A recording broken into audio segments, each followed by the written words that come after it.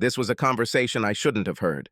I was supposed to be with a client that day, but the client called and canceled the order. As a result, I sat in my cubicle and did some paperwork. It was early, about 7:15. It didn't start until 8, but many of the guys came early to drink coffee and chat before work. I heard Brad and Bill come in and start talking about the latest idiocy that management had unveiled, and then they brought up last night's match before moving on to the inevitable discussion about women. By the time they got to the topic of women, Brad and Bill had been joined by Sam, Al, Josh, and Donnie. I sat around the corner so no one walked past me and no one knew I was there. They discussed all the girls in the office and what they would like to do with each of them, and then Josh said, "Suppose you could have one? Who would you choose?" "I would choose Mary because of her big breasts." "My wife's breasts are so small that she barely needs to wear a bra," Brad said. Ted chose Sally because she had the sexiest ass he had ever seen. "What about you, Sam?" Ted asked. "It's easy, but she doesn't work here." "Who is this?" "Rob's wife. I would have Jenny as many times as I could. It's a pity that you will never have such an opportunity." "Why do you say that? You can have her?" I saw it in her eyes. Heck, everyone in the room could do it, and probably all at the same time. "Do you mean perhaps, or just one-on-one? Bring her to Rob's party and I can have her. I'm willing to bet that 15 minutes later Brad could have done her, and before the party is over, I'm willing to bet she's done everyone at least once." "You're fucking crazy," Bill said. "No," Sam answered. "She can be had, and Rob knows it. Why else do you think he's looming over her? He doesn't dare let her out of his sight." This was not true. I was so foolishly in love with her that I could not bear to be separated from her. "I'm telling you guys, you can have her." "Sam, you are so full of crap that it's impossible to believe." Further conversation was interrupted when Harry, our manager, shouted, "Hey, it's already 8 o'clock! Where the hell are my guys?" The small meeting ended, and the guys dispersed to begin their daily work. That evening, on the way home, I wondered why Sam was so confident that he could get to my wife. She was gorgeous, and that fact alone guaranteed that she would attract men's attention, and she really loved to flirt, and it made boys sniff her. I could be wrong, but I didn't think Sam could have her. He just wasn't her type at all. However, this was an opportunity for me to try to do something. If I play it right, I might even make $1 or $2. It would take some work on my part, but I just might make the situation work for me. The first step was to get Jenny involved. When I got home, Jenny had already prepared dinner, and after talking a little about our days, I asked her, "You really want to go to Cancun? How far are you willing to go for this?" "What kind of question is this?" "I think I know a way we can get the money without borrowing or going into debt, but it will depend on what you are willing to do." "What are you talking about?" I told her what I overheard. "I want to take advantage of this. What I want to do is invite them all here for a barbecue, and then I want you to pretend that you're willing to have sex with 1 or 2 of them on occasion." "You're crazy, Rob." "Listen to me, okay? You're gorgeous, and every man you know wants to get into your pants. You flirt a lot, and it makes a couple of them think they have a chance. I suggest we have a barbecue, and you do everything you can to make them think they can have you if they can only find a way to get me out of the way. Then I'll schedule a poker game for next week. I'll ask Bill to start another conversation, like the one I overheard this morning. And as soon as Sam or anyone else says they're sure they can get you, Bill will bet them they can't. We will arrange it so that he will push them to make a bet, and then he will say, 'Okay, I'm so sure you can't that I'll bet you $500 that it won't work out. You can try your hand. I'll get Rob out of the way so there's plenty of time to try.' You prepare them ahead of time at the barbecue, and they will be confident that they can do it and will accept the bet. During the poker game, you drive them all away, and we earn $3,000 to pay for the trip to Cancun. What should I do at the barbecue? Continue with your usual flirting and go a little further. What do you mean next? It will depend entirely on you. Anything except sex itself. So, you're saying that I should let myself be touched, maybe rubbed through my pants, a few heavy kisses, and send everyone home with a box of blue balls? Yes, something like that. I want them to leave the barbecue confident that they can have you if they get the chance. How are you going to get Bill to agree? I'll offer him $500. This will still leave us $2,500 for the trip. How about this? Do you think you can do it?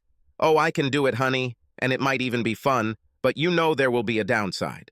What are you talking about? They'll all leave with a box of blue balls, but they'll leave me hotter than a wildfire. After they leave, I'll do my best to end the evening right. You better start taking your vitamins now to prepare. The next day at work, I pulled Bill aside, told him I had overheard the conversation, and then told him what I wanted to do. A big smile appeared on his face, and he told me that he was ready to participate. You know, I think very highly of Jenny, and it really pissed me off when Sam said she would be easy to sleep with. Bill became involved in the project. All that remained was to prepare the guys. It was too late to have a BBQ the following weekend, so I planned for a week later and got everyone to come. After that, all we could do was wait and see. As far as I could tell, the barbecue was a success. Jenny was wearing a pair of Daisy Dukes, with her butt cheeks sticking out. She had no bra under her low-cut top, and I could see the tents in her pants. I noticed that, every now and then, Jenny and each of the guys would disappear for 5 or 10 minutes. I casually scheduled a poker game for the following Thursday, and all the guys said they would come. They all walked away, just knowing that Jenny was theirs if they could get me out of the way. And true to her word, Jenny Dam actually used me that night. Bill made his move on Monday morning. I made sure I was late for work, so they wouldn't have to sweat over me eavesdropping on them. But I had a voice-activated tape recorder in my cubicle to catch the conversation. The conversation started with everyone commenting on how hot Jenny looked at the BBQ, and Sam said, "I'm telling you guys, she can be taken if only we can get to her when Rob isn't around." Everyone said they agreed with him, but it was almost impossible to get me out of the way, and then Bill got involved. "Bullshit. You don't have the slightest chance of getting her." "Come on, Bill. Everyone except you knows that you can get her. I think you have a crush on her or something, and are looking at her through rose-colored glasses." "Ah, well, are you responsible for your words?" "What do you mean?" "Poker game on Thursday. I'll get Rob out of the way, and you'll take your best shot. I'll bet everyone $500 that you won't even kiss. Do you have $3,000 that you can afford to lose? Hey, the stakes are on the table. You guys are so sure to put up or shut up." One by one, the guys said they were in. "Okay," said Bill. "I'll give Rob something that will knock him out. Once it falls, you can all do your best. Only one rule, she herself must be ready.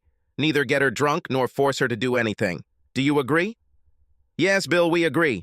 On game night, I made Jenny dress sexy as hell. High heels, miniskirt, and low-cut blouse. We said she was supposed to go out with her friends while we played cards, but things fell through at the last minute, and she decided to stay and act as hostess. We all sat down, sorted out the cards, and started the game. We were on line 3 when the phone rang and Jenny answered. "This is you, Rob. This is Sally." Sally was my brother's wife. I got up, went to the phone, and returned a couple of minutes later. "My brother had an accident and was taken to the hospital. I'll have to leave, but there's no reason to end the game." I kissed Jenny, told her I'd call her from the hospital, and left. I went to Murphy's bar, had a beer, and then called home and asked Jenny to tell the guys that I wouldn't be back until the morning. Dan has a concussion, and now he's still not himself. Sally should be home with the kids, so I'll have to stay here until he wakes up. Doctors say this may take several hours. I'll go to work from here in the morning. I told her I loved her and would call her as soon as he woke up. Then I called Sally, thanked her for calling, and told her I owed her a favor. I had a couple more beers and stopped for the night at Motel 6. At 6, I called Jenny and told her that Dan had woken up and everything seemed okay. At work, a smiling Bill came up to me and handed me an envelope. "There are 3 pieces. You didn't take out your share?" "Oh no, Rob, it was good for me. Spend extra on Jenny when you get to Cancun." "After I left, everything went well?" "It's a pity that your brother was hurt, but it made us feel better. If we had used that drug, you would have been in the house longer, and that would have delayed them a little. But with you gone, they decided they were free. The guys were a little disappointed when they left your house last night. Jenny led them until they were sure they would force her to pull the train, and then she hit them. God, it was great to see Sam walk away with his tail between his legs." Around 10, I told my boss I wasn't feeling well and went home. Jenny will be at work until 5 and won't be back until 5:45. I went down to the basement workshop, opened the toolbox, and pulled out 5 voice-activated tape recorders that I had hidden in the house before the barbecue. I rewound the first one and pressed the play button. I heard heavy breathing and what could have been a kiss. And then Brad said, "God, you're so hot. Do we have time for quick sex?" "I'm afraid not," Jenny answered. "Maybe at poker." Let me suggest something. I heard the sound of a zipper being unzipped, and then Jenny said, "Give me a kiss." Oh my God. "Put it away, baby, and look forward to playing poker, okay?" Sound door opening and closing, and then the tape recorder turned off. A second later, it all started again. "Did anyone see us come in?" "No," Sam replied. "You told me to be careful, so I made sure there was no one around." "Give me look at your dignity." "Here. Are we going to do it here?" "No, silly. We won't do this until the poker game. I just want to see what's in front of me." There was the sound of a zipper being unzipped, and Jenny said, "Whoa!" "Put it away, baby. We need to get back to the party," Jenny said, and then the sound of the door opening and closing was heard. There was nothing else on that tape recorder, so I moved on to the next one. The door opened and closed, and then I heard Al Day. "How much time do we have?" "Just long enough for you to show me what to expect from playing poker." "Lord, Al, if I had known, we would have been playing a long time ago." "What are you doing?" "I'm taking off my shorts." "For what?" "I can't wait for poker to see what it's like." The sound of clothes falling to the floor, and then, "Oh God, yes, exactly." Crap. I wouldn't like to stop. It's a pity that we don't have more time, but we need to hurry to the party. More sounds of clothes, and then sounds of kissing, followed by Jenny's words. "I don't want to wait until Thursday, baby, but damn, I have to." There was nothing else on this tape recorder, nor on the next one. I already knew what was on the 5th tape, so I put them back in the toolbox, went upstairs, and took the tapes from the 4 cameras I had placed in the bedrooms and living room. The tape from the living room showed me leaving and Jenny walking to the window and pulling back the curtain to look outside. A minute later, she turned and said, "That's it, he's gone." "How do you want to do it?" Bill asked. "Do you all know what it's all about?" Jenny asked. 500 each, and never tell anyone about it, okay? Everyone unanimously agreed, and then Jenny said, "Give the money to Bill, and then remove the cards." The highest card goes first. They played their cards, and Donnie was first. "I want you to lie right here on the poker table first, and then we'll take you to the bedroom."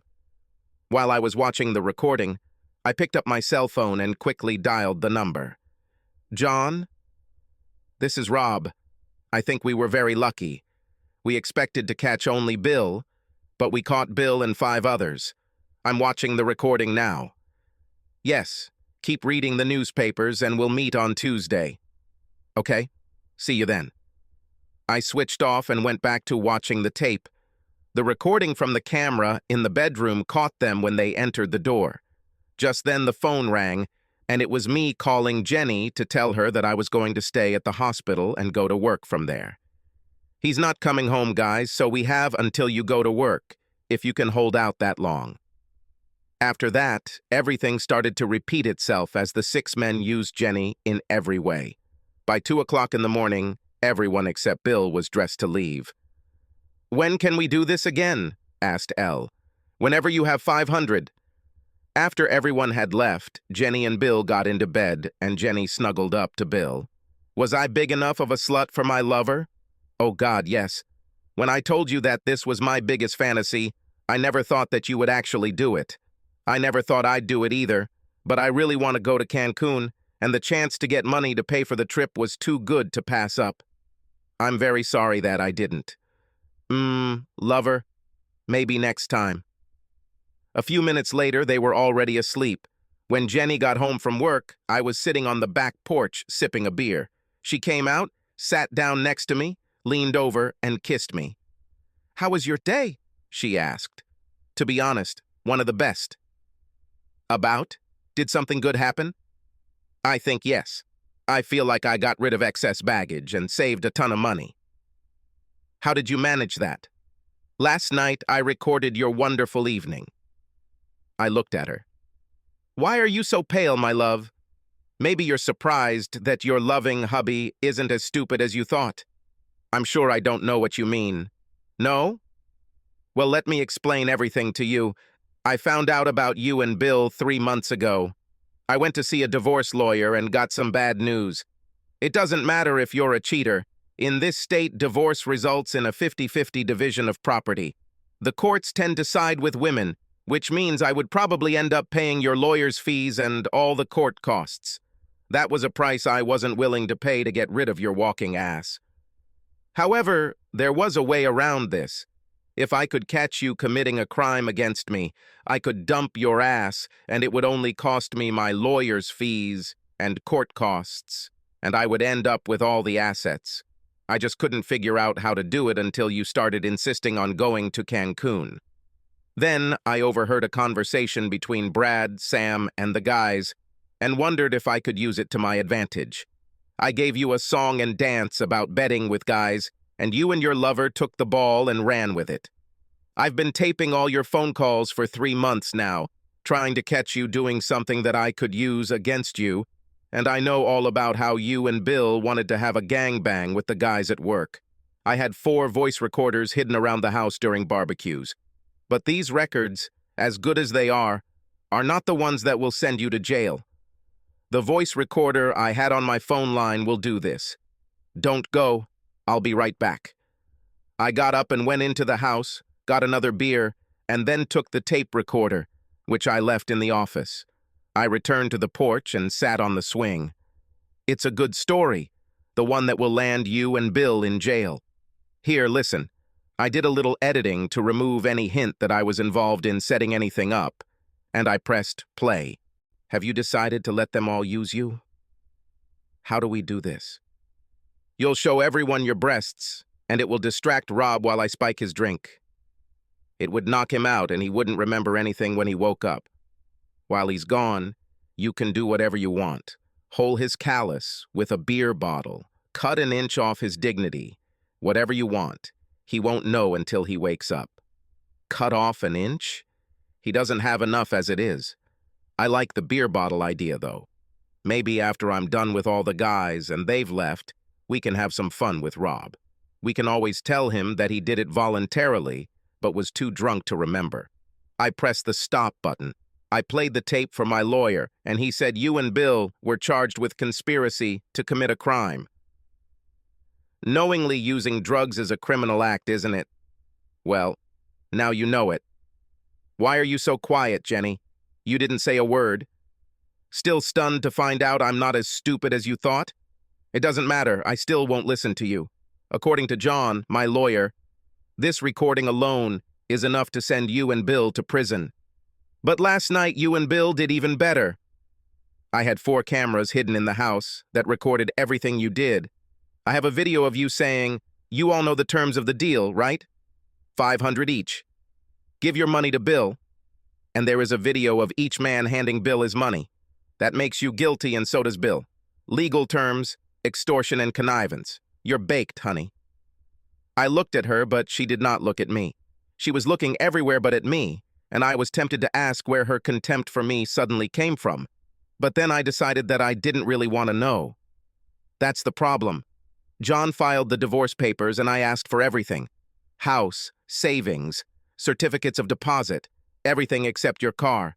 On Tuesday, you and I will go to John's office, and you will sign the divorce papers, accepting everything as is and agreeing not to contest the divorce.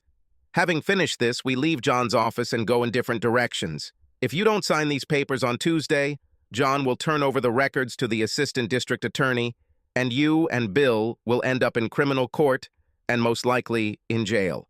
Your choice, and I need to know by 4 o'clock on Monday evening so I can tell John we'll be there on Tuesday. If he doesn't hear from me by the time his office closes at 5, he'll see the DA first thing Tuesday morning. Still don't want to tell me anything, Jenny? Well, you might want to talk it over with Bill, because if you go there, he'll go with you. Next to the phone is my lawyer's card.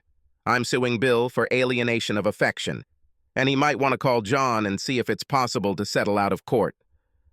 I stood up and left her sitting. We stayed out of each other's way for the rest of the weekend, but just before leaving for work on Monday, I reminded her of the 4 o'clock deadline. I was in a good mood when I walked into Brad's office for morning coffee. "Hey guys," I said, "I have something you really need to see. Let's go to the conference room. There is a TV and a VCR. The only one not present was Bill. This is cool, guys, the most disgusting video I've ever seen. Great, isn't it? Notice how clear this is? You can tell who the players are. None of them turned to me until I said I was so pleased with how well the film turned out that I made several copies and sent them to each of your wives by special messenger. I've specified delivery by 8 a.m., so most should be delivered by now. I called ahead to let your wives know it was coming. Al, your wife, asked me to send her a copy to her father. He's a lawyer, isn't he? Oh, and Sam. Debbie asked me to send her a copy to her office. She seems to think that since you get home from work before her, she might disappear, which she really, really wants to see. Have questions? No. I can't believe no one wants to talk about this. Jenny couldn't talk to me either. I'm not going to talk to you, bastard. I'm just going to kick your ass, Donnie muttered. Go ahead, Donnie. But know one thing. In the mood I'm in right now, you'll have to kill me so I don't kill you. And that's my damn promise. Does anyone else have anything else to say? No? Okay, guys. It's already 8 o'clock. Time to start. Bill never showed up to work that day, and I got nothing but dirty looks from everyone else all day. At 3:30, Harry called me into his office and asked me what was going on, and I told him the whole story. Can you work with them? I won't have problems with them because I got even with them. The question is, can they work with me? I will not tolerate disagreements in the office if they interfere with work. Tell it to them, Harry, not to me. But I will say this. If you decide to fire me because of what they did and my reaction to it, you better make sure my severance package is a damn good one, or you'll find that I have a damn good lawyer. Are you threatening me, Rob? No. I just want to say that if you fire me and not them, I will sue.